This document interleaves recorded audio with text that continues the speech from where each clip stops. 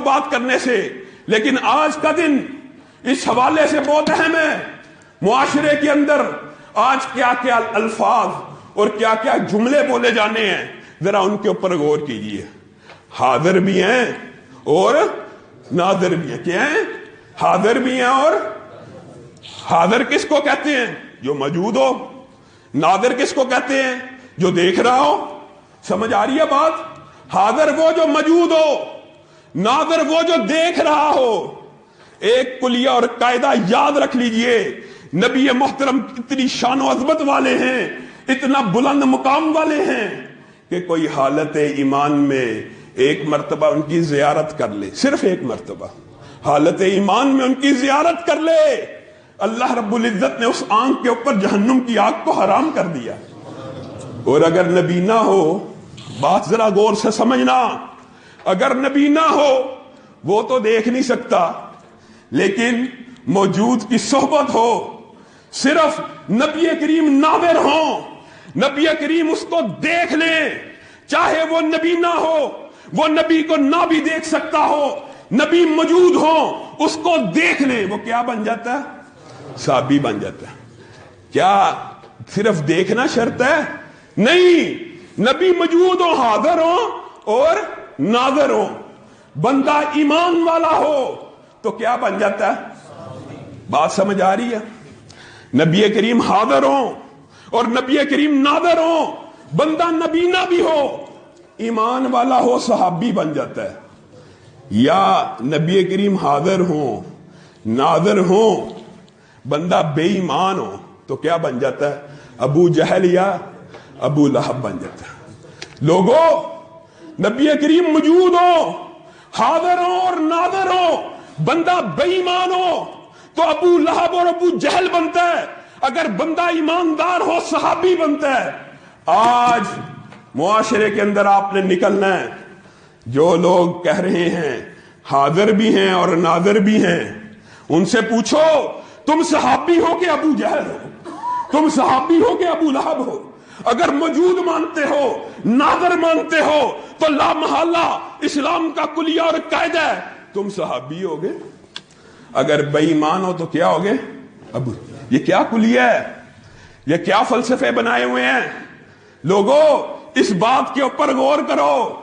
لاکھوں انبیاء آئے، کم و بیش 1,20,24,000 انبیاء آئے، 313 اولو العزم، ان میں سے بھی 5 اولو العزم یعنی بڑے رسول۔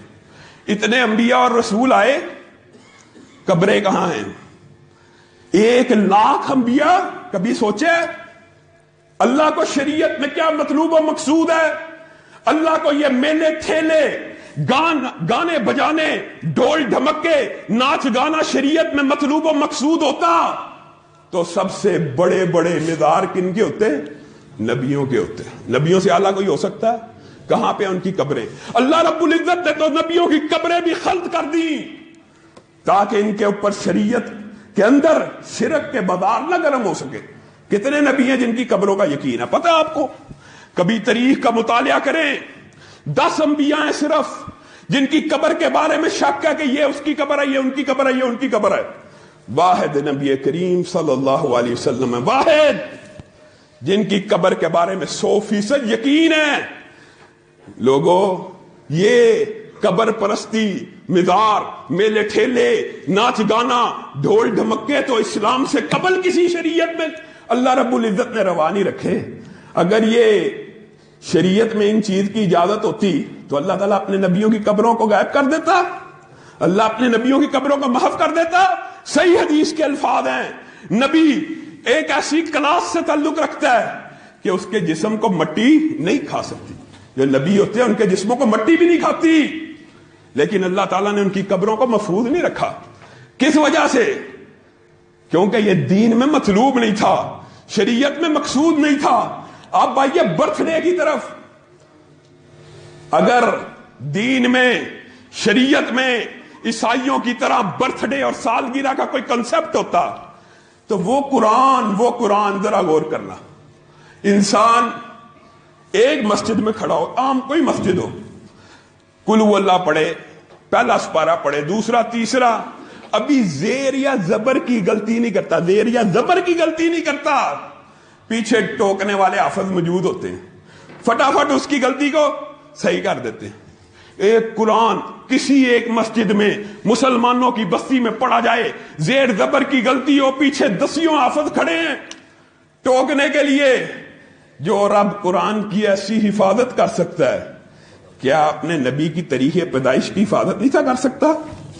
آج تاریخ پیدائش پہ اختلاف وسیع، کوئی کہتا ہے 8، پیر عبد القادر جیلانی کہتے ہیں 10، آپ کے پیر ہیں، آپ نے ان کی بھی ماننی۔ احمد رضا خان کہتے ہیں 8 ربیع الاول، آپ نے ان کی بھی نہیں ماننی۔ علماء کا اتفاق 9 ربیع الاول پیر کا دن۔ اس سن میں اگر حساب لگائے، آج بھی کوئی بندہ اٹھے، آج تحقیق کرنا شروع کرے، اس کو سمجھ آ جائے گی پیر اپریل 20 کس دن آئی، سب کو پتا 9 ربیع الاول کو۔ اسی لیے اختلاف ہے 8 یا 9 تاریخ پیدائش۔ بالفرض میں کہتا ہوں 12 ربیع الاول بھی مان لی جائے، تو اگر یہ دینی تہوار ہوتا، نبی کریم 23 سال زندہ رہے، آخری دن خطاب کر رہے ہیں، لوگوں میرے صحابہ گواہ، میں نے دین پورا پہنچا دیا ہے۔ صحابہ کہتے ہیں آپ نے دین پہنچا دیا ہے۔ نبی کریم اللہ کا شکر ادا کرتے ہیں، لوگوں نیکی کا کوئی ایک عمل ایسا ہوتا، نیکی کا کوئی ایک عمل ایسا ہوتا جس سے امت کو فائدہ ملتا، جس سے نبی کی امت جنت میں چلی جاتی، نبی کریم اس کو چھپا کے جاتے، نبی کریم اس کو۔ اور دلائل پتہ کیا ہیں؟ اچھا دلائل بھی اپنے اپنے، جی صحابہ نے بھی منائی ہے، دوسرے کے پاس چلے جاؤ، نہیں صحابہ تابعین سے ثابت نہیں ہے، چاروں امام برحق ان سے بھی ثابت نہیں ہے، لیکن اچھی چیز اچھی نیت کے ساتھ کوئی حرج نہیں ہوتا۔ لوگوں یہ کیا فلسفہ ہے؟ اللہ کی قسم اس فلسفے کے ساتھ اگر انسان چلے، کوئی اٹھے اپنی مرضی سے دین میں تبدیلی کر دے۔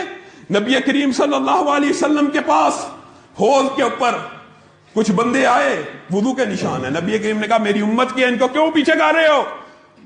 فرشتے ان کو درے مار رہے ہیں، یہ آپ کی امت کے تو تھے، لیکن صحیح حدیث ہے، لیکن آپ کے دنیا سے چلے جانے کے بعد انہوں نے دین میں ایسی بات، دین میں عجیب و غریب مسائل ہے، دنیا کے معاملات کی تطبیق دین پہ کرتے ہو، دین میں نئی باتوں کو ایجاد کر دیا۔ نبی کریم نے کہا سخن دفع ہو جائیں، دور ہو جائیں، ان کو میں محمد صلی اللہ علیہ وسلم کی ایمانداری پہ شبہ تھا، ان کو یہ شک ہے کہ نبی کریم نے پورا دین نہیں پہنچایا۔